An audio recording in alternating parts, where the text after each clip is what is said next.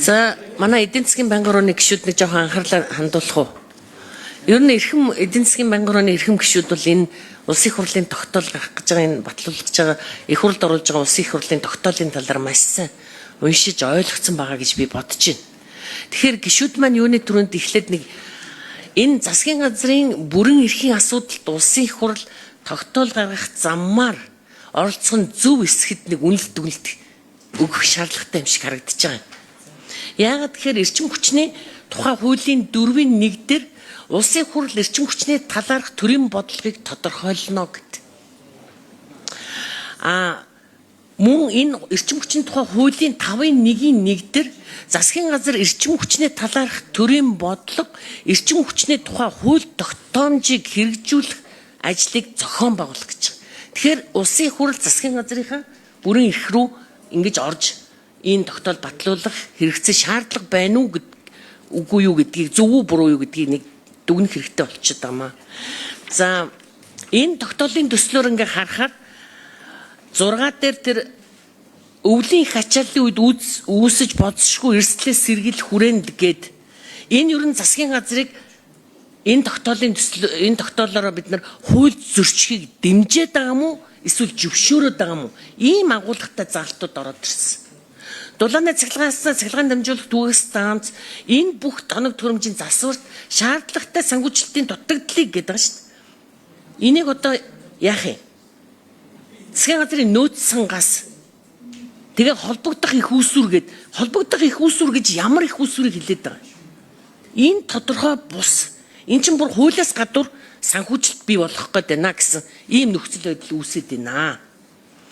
За бас тогтоолын төсөл төр тендерийн асуудал. Төрийн болон орон нутгийн өмчийн хөрөнгөөр бараа ажил үйлчилгээ худалдаа авах тухай хуулиас гадуур бас тендер зохион байгуулах ийм заалтууд бас ороод ирчих. Энэний өнгө аяс харагдаад байна. Тэгэхээр өнөөдөр эрчим хүчний салбарын нөхцөл байдал хүнд байна уу? Хүнд байна. Асуудалтай байна уу? Асуудалтай байна. Ажилчид нь өнөөдөр ажил хаялт зарлах гээд ингээд юугаа хойшлуулаад цагаар хойшлуулаад явж байгаа. Хүн намаас сонгогдсон энэ эрхэлсэн захирал найдлаа захирал юу ерөн сонгогдож очиод эрчим хүчний салбарт эрчтэй хүчтэй орж байгаа юм шиг тийм харагдаад байгаа боловч ачир дээрээ үнэхээр энэ эрчим хүчний салбарын ажил явахгүй шүү дээ. Улсын хурл арга ядахтаа шийдвэр тогтоолын төсөл боловсруулж үйлчлэлтийн байдал өнөөдөр цахилгаантай үйлчлэх үгүй юу тог тасрах үгүй юу гэдэг дээр санаа зовж нийслэлийн ард иргэдийн төлөө санаа зовсондоо энэ тогтоолын төслийг оруулж ирж байна гэж.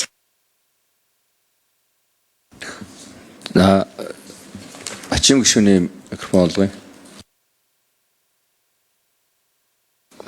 Эрчим хүчний салбарын энэ алдагдaltaй ажиллаж байгаа олон төрлийн өмчт компаниуд үйлдвэрүүд өнөөдөр ажилчдынхаа цалинг 10% нэмнэ. Өөр төсөв байхгүй. Тоосон дарагдсан танк гэд нэрлэлчихсэн салбараа. Тоосоо арчиж өнөөдөр энэ салбар одоо амьд им явах ийм дүр зургийг сайд өөрөө хэлээд цосож байгаа шүү дээ. Нэгдүгээр сайдын ярьж байгаагаар эрчим хүчний салбарын ажилчдын цалинг нэмнэ гэдэг бол нэгдүгээр асуудал биш. Бидэнд хийх ажил зөндөө байна гэд сэргийгт эрчим хүчний авгцсон гэд ингээд зарлаад эхэлсэн. Баахан олон тендерүүдийн асуудал шуурхайлах ажлууд нь эхэнд нь тавигдсан. Хүний асуудал, ажил хүчний асуудал бүр сүлд хаягдсан. Ийм учраас салбарын ажилчид өнөөдөр арга ядахтаа өнөөдөр тэмцэж цалингаа 30% нэмүүлнэ гэд ингээд байж байгаа. Үнэхээр хүндрэлтэй асуудал гарч байгаа. Энэ эрхэлсэн сайд юу бодож явдсан бүү мэд.